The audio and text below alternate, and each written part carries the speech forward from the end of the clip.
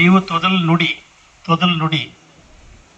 ಅಂದರೆ ಮಾತನ್ನು ಕಲ್ತಿರ್ತಕ್ಕಂಥದ್ದು, ಇಲ್ಲಿ ನಡೆದಾಡ್ತಿರ್ತಕ್ಕಂಥದ್ದು, ಇಲ್ಲಿ ಆಟ ಆಡಿರ್ತಕ್ಕಂಥದ್ದು, ಇಲ್ಲಿ ಇಂಥ ಜಾಗದಲ್ಲಿ ಒಂದು ಕಡೆ ಸೇರಿದ್ದೀರಿ. ತುಂಬ ಸಂತೋಷ. ಹಾಗೆಯೇ ವೇದಿಕೆ ಮೇಲಿರ್ತಕ್ಕಂಥ ಆತ್ಮೀಯ ನಮ್ಮ ಗುರು ಸಹೋದರಿಯರು ಯಾರೂ ಇಲ್ಲ. ಜೊತೆಗೆ ಮೊಟ್ಟ ಮೊದಲ ಬಾರಿಗೆ ಟಿ ಎನ್ ಬಂದಾಗ ಈ ಶಾಲೆಗೆ ನಾವು 3 ಜನ ಇದ್ವಿ ಇಲ್ಲಿ. ಆಮೇಲೆ ಟಿ ಎನ್ ಬಂದರು. ತುಂಬ ವೀಕ್ನೆಸ್ ಆಗಿದ್ದಾರೆ ಪಾಪ. ಆದರೂ ಕೂಡ ತುಂಬ ಆರೋಗ್ಯವನ್ನು ಸುಧಾರಿಸ್ಕೊಂಡು ಇಲ್ಲಿವರೆಗೂ ಬಂದಿದ್ದಾರೆ. ಅವರಿಗೆ ಆಗಿದೆ ಸರ್. ಹಾಗೆಯೇ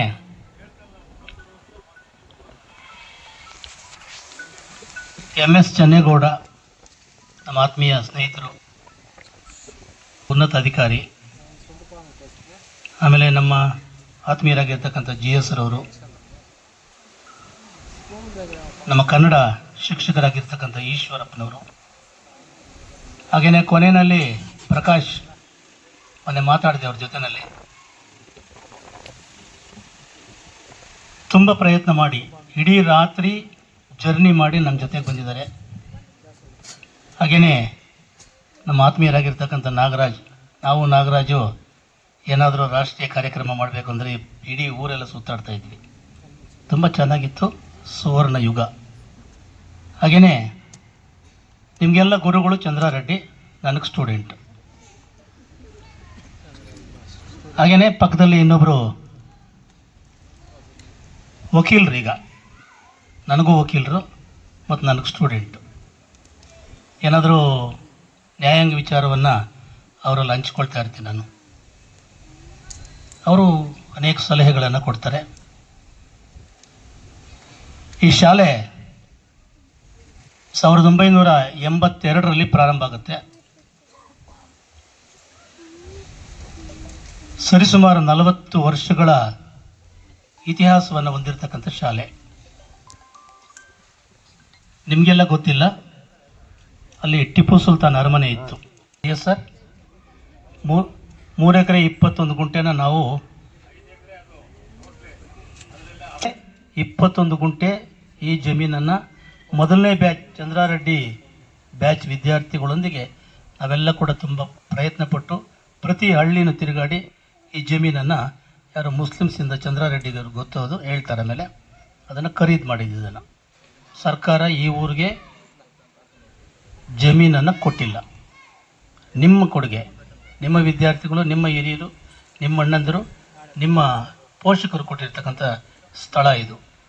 ಈ ಸ್ಥಳದಲ್ಲಿ ಅನೇಕ ಜನ ವಿದ್ಯಾರ್ಥಿಗಳು ವಿದ್ಯಾಭ್ಯಾಸವನ್ನು ಮಾಡ್ಕೊಂಡೋಗಿದ್ದಾರೆ. ಕೆಲವರು ಪ್ರೊಫೆಸರ್ಗಳಿದ್ದಾರೆ, ಡಾಕ್ಟರ್ಸ್ ಇದ್ದಾರೆ, ಇಂಜಿನಿಯರ್ಸ್ ಇದ್ದಾರೆ. ನಿಮಗೆ ಮಾರ್ಗದರ್ಶನವನ್ನು ನೀಡಿದ್ದಾರೆ. ಅದರಲ್ಲೂ ನಾನು ಈಗ ಹೇಳಿದಂಥ ಒಂದು ಶ್ಲೋಕ ಏನಿದೆ, ಆ ಶ್ಲೋಕದ ಅರ್ಥವನ್ನು ನಿಮ್ಗೆ ಹೇಳದೆ ಹೋದರೆ ತುಂಬ ಕಷ್ಟ ಆಗ್ತದೆ. ಎಲ್ಲ ಲೋಕಗಳಿಗೂ ಗುರು ಒಬ್ಬನೇನೆ, ಗುರುವೇ ಸರ್ವಲೋಕಾನಾಂ ಬಿಸಜೆ ಭವರೋಗಿಣಾಂ. ನಾವು ಸಾಂಸಾರಿಕ ಜೀವನದಲ್ಲಿರ್ತಕ್ಕಂಥವರಿಗೆ ಮುಕ್ತಿಯನ್ನು, ಅದರಿಂದ ಬಿಡುಗಡೆಯನ್ನು ಕೊಡ್ತಕ್ಕಂಥವನು ಕೂಡ ಗುರುವೇ.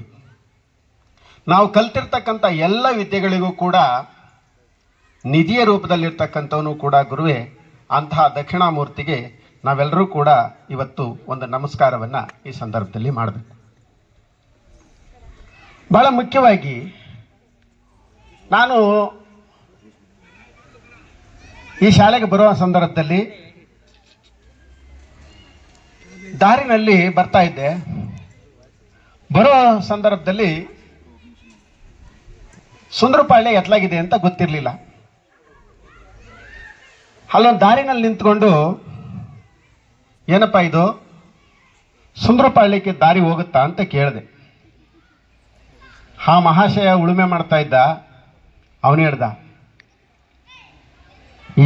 ತೋಟ ನಂದೇನೆ, ಅದ್ರ ಕೆಳಗಡೆ ಇರ್ತಕ್ಕಂಥ ಟೊಮೊಟೊ ತೋಟನೂ ನಂದೇನೆ, ಅದ್ರ ಆ ಕಡೆ ಇರ್ತಕ್ಕಂಥ ಕಬ್ಬಿನ ಗದ್ದೆನೂ ಅದೇನೆ ನಂದೇನೆ, ಅದ್ರ ಮೇಲಿರ್ತಕ್ಕಂತಹ ಮಾವಿನ ತೋಪು ನಂದೇನೆ ಸಾರ್ ಅಂದ. ಓ ಇವನಿಗೆ ಡಮಾರ್ ಅಂದ್ಬಿಟ್ಟಿದೆ ಕಿವೆ ಅಂತ ನಾನು ಮುಂದಕ್ಕೆ ಬಂದೆ. ಬಂದಾದ್ಮೇಲೆ ಆತ ಮನೆಗೆ ಹೋಗಿ ಹೇಳ್ದ ಹೆಂಡ್ತಿಗೆ ಹೋಗಿ ಹೇಳ್ತಾನೆ, ನೋಡಿ ದಾರಿನಲ್ಲಿ ಯಾರೋ ಒಬ್ಬ ಸೂಟು ಬೂಟ ಹಾಕ್ಕೊಂಡೊಳ್ಳೆ ಚೆನ್ನಾಗಿದ್ದ ಬೆಳ್ಳಗಿದ್ದ, ಕೇಳ್ದ ಇದೇನು ಅಂತ ಕೇಳ್ದ. ನಾನು ಹೇಳ್ದೆ ಈ ಹೊಲ ನಂದೆ, ಆ ಟೊಮೊಟೊ ಗಿಡನೂ ನಂದೆ, ಆ ಗದ್ದೆನೂ ನಂದೆ, ಆ ಕಡೆ ಇರೋ ಮಾವಿನ ತೋಪು ಕೂಡ ನಂದೆ ಅಂತ ಹೇಳ್ದೆ ಕಣೆ, ಅದೆಲ್ಲ ನಂದೆ ಅಂದೆ. ಅವನ ಹೆಂಡ್ತಿ ರೀ ಕೈಗಾರ ಮಾಡಿಸಿ, ಕೊಳ್ಳಿಗಾರ ಮಾಡಿಸಿ, ಕಿವಿಗಾರ ಮಾಡಿಸಿ, ಏನಾರ ಮಾಡಿಸ್ರಿ ನೀವು, ನಾನು ಇಟ್ಕೊಳ್ತೀನಿ ಅಂದ್ಲು.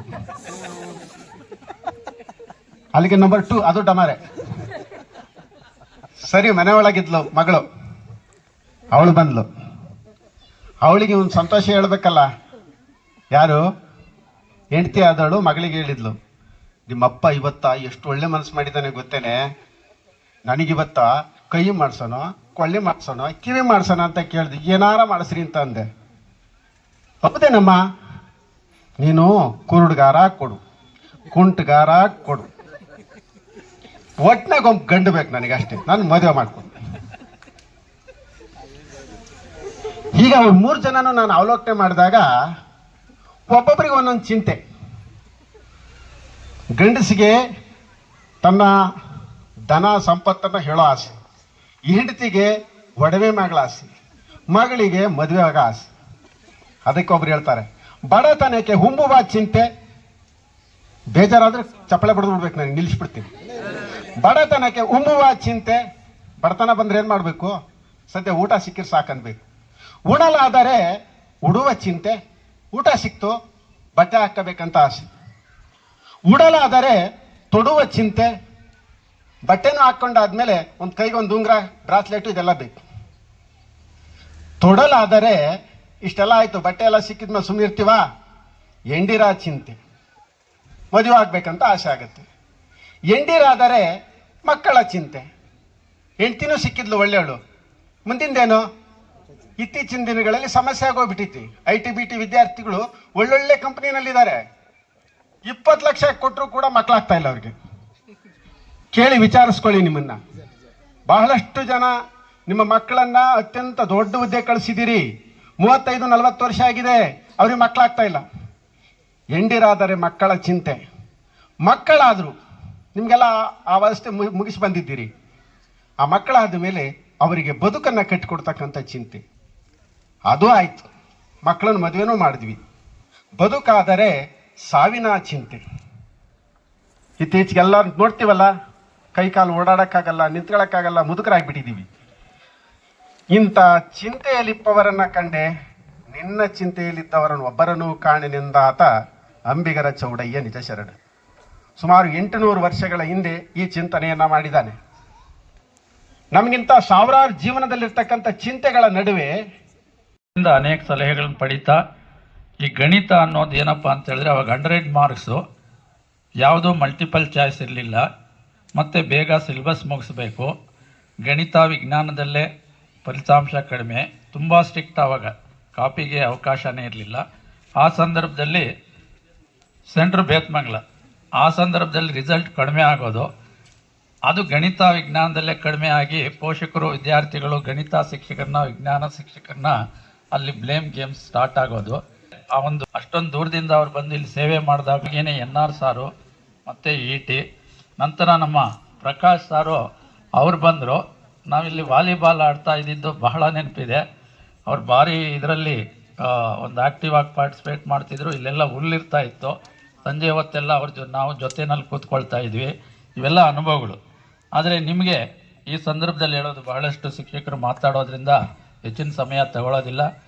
ನಮಗೆ ಕೊಟ್ಟಂಥ ಅವಧಿಯಲ್ಲೂ ಇಲ್ಲಿ ಗಿಡ ಮರಗಳನ್ನಿಟ್ಟು ಇಲ್ಲೇ ಲೋಕಲ್ ಇದ್ದಿದ್ದಕ್ಕೆ, ಶಾಲೆಗೆ ರಕ್ಷಣೆ ಮಾಡೋದಕ್ಕೆ ಹೋರಾಟ ಮಾಡಿದ್ದೀವಿ. ಆ ಜೂನಿಯರ್ ಕಾಲೇಜಿಂದ ಹಿಡಿದು ಪ್ರತಿಯೊಂದು ಒಂದು ಅಳಿಲು ಸೇವೆ ಮಾಡಿದ್ದೀವಿ. ಹಾಗೆಯೇ ಇಲ್ಲೇ ಲೋಕಲ್ ಇರೋದ್ರಿಂದ ಒಂದಷ್ಟು ಜಾಗ ಒತ್ತುವರಿಗಾದಾಗ ಅದನ್ನು ಖಾಲಿ ಮಾಡಿ, ಆನಂತರ ನಮ್ಮ ಹಳೆ ವಿದ್ಯಾರ್ಥಿಗಳೆಲ್ಲ ಸೇರಿಕೊಂಡು ಅದನ್ನು ಸಂರಕ್ಷಣೆ ಮಾಡಿದ್ದಾರೆ. ಒಂದು ಸುಂದರ ಪರಿಸರ ಇದೆ. ಎಲ್ಲೇ ಸರ್ಕಾರಿ ಶಾಲೆಗೆ ಹೋಗಿದ್ದು ನೋಡಿ, ಕಾನ್ವೆಂಟ್ ಶಾಲೆಗಳಲ್ಲಿ ತುಂಬ ಚೆನ್ನಾಗಿ ಕಟ್ಟಡ ಇರುತ್ತೆ. ಈ ಸರ್ಕಾರಿ ಶಾಲೆಗಳಲ್ಲಿ ಏನಪ್ಪ ಅಂದರೆ ಕಟ್ಟಡ ಚೆನ್ನಾಗಿರುತ್ತೆ, ಮೇಲ್ಗಡೆ ನೀರು ನಿಂತೋಗಿರುತ್ತೆ, ಅದು ಮೋಲ್ಡು ಇದಾಗ್ತಾ ಇರುತ್ತೆ. ನಾನು ಬಹಳಷ್ಟು ಸರ್ತಿ ಹೋದಾಗ ಹೇಳೋದು, ಒಂದಷ್ಟು ಪೈಪ್ಸ್ ಹಾಕ್ಬಿಟ್ಟು ಆ ನೀರೆಲ್ಲ ಹೊರಗಡೆ ಹೋಗೋಂಗಿದ್ರೆ ಇನ್ನೊಂದು 10-20 ವರ್ಷ ಬಾಳಿಕೆ ಬರುತ್ತೆ ಅಂತ. ಕೆಳಗಡೆ ಎಲ್ಲ ಖಾಲಿ ಮಾಡ್ತಾರೆ, ಮೇಲ್ಗಡೆ ಯಾಕೋ ಸರ್ಕಾರಿ ಶಾಲೆಗಳ ಮೇಲೆ ನೀರು ನಿಂತೋಗುತ್ತೆ. ಕಟ್ಟಡ ಪ್ರೊಟೆಕ್ಟ್ ಆಗೋದು ಮೇಲ್ಗಡೆ ನೀರು ನಿಲ್ದಿರ ಮಾಡೋ ಹಂಗೆ. ಸೊ ಅದರಿಂದ ಪೋಷಕರು ಈಗ ಸ್ಥಿತಿನಲ್ಲಿದ್ದೀರಾ, ಸರ್ಕಾರಿ ಶಾಲೆಗಳಿಗೂ ಮಕ್ಕಳನ್ನ ಸೇರಿಸಿ. LPS HPS ಅಲ್ಲಿ ಕಡಿಮೆ ಇದೆ, ಬಟ್ ಶಿಕ್ಷಕರು ಪ್ರಾಮಾಣಿಕವಾಗಿ ಕೆಲಸ ಮಾಡ್ತಿದ್ದಾರೆ. ಕಾರ್ಯದ ಒತ್ತಡ ಇದೆ, ತಂತ್ರಜ್ಞಾನ ಹೆಚ್ಚು ಬಂದಿದೆ. ನೀವೆಲ್ಲನೂ ಹಳೆಯ ನೆನಪುಗಳನ್ನ ನೆನೆಸ್ಕೊಂಡು ಇಲ್ಲೆಲ್ಲ ಸೇರಿ ನಿಮ್ಮ ಒಂದು ಏನು ಗ್ರೂಪ್ ಇದೆ, ಒಂದು ವಾಟ್ಸಪ್ ಗ್ರೂಪ್ ಮಾಡಿಕೊಂಡು ಇದೆಲ್ಲ ಸನ್ನಿವೇಶಗಳು. ಯಾಕೆಂದರೆ ಯಾವಾಗಲೂ ಸಾಂಸಾರಿಕ ಜೀವನ ಮತ್ತು ಇನ್ನೊಂದು ಸಂಪಾದನೆ, ಇದು ಯಾಂತ್ರಿಕ ಇದರಲ್ಲಿದ್ದೀವಿ, ಒಂದು ಭಾವನೆಗಳ ಬೆಸಿಗೆ ಅಂತೇಳಿದ್ರೆ ಈ ಥರ ನೀವು ಸಮ್ಮಿಲನ ಆಗಿ ಒಂದು ವಾಟ್ಸಪ್ ಗ್ರೂಪ್ ಮಾಡಿಕೊಂಡು ಹಾಗಾಗಿ ಶೇರ್ ಮಾಡ್ಕೊಳ್ತಿದ್ರೆ ಇದು ಒಂದು ಕುಟುಂಬದ ರೀತಿಯಲ್ಲಿ ನಾವು ಆಗ ಆ ಒಂದು ಅವಧಿಯಲ್ಲಿ ಇದ್ವಿ ಅನ್ನೋವಂಥ ಭಾವನೆ ನಿಮ್ಗೆ ಬರುತ್ತೆ. ನಿಮಗೆಲ್ಲ ಶುಭವಾಗಲಿ ಅಂತ ಹಾರೈಸ್ತಾ ಎಲ್ಲರಿಗೂ ವಂದಿಸ್ತಾ ನನ್ನ ಮಾತು.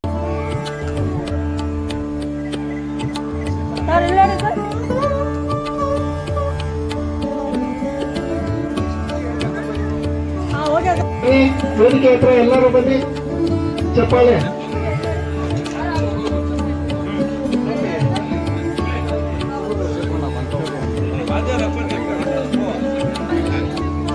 ಡಿ ಮಾಸ್ಟರ್ಗೆ, ಈಶ್ವರಪ್ಪ ಮಾಸ್ಟರ್ಗೆ ಸಂಪಾದಕ ಕಾರ್ಯಕ್ರಮ. ಚಪ್ಪಾಳೆ.